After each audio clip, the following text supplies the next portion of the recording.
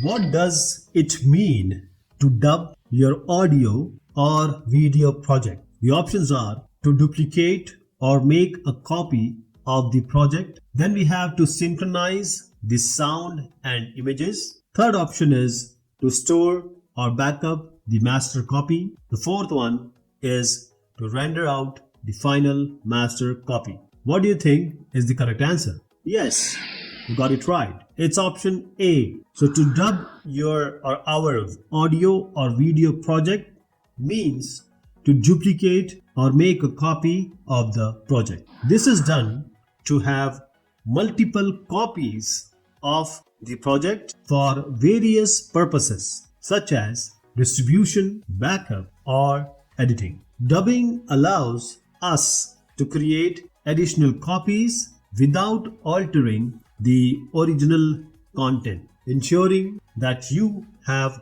multiple versions of the project available for different uses.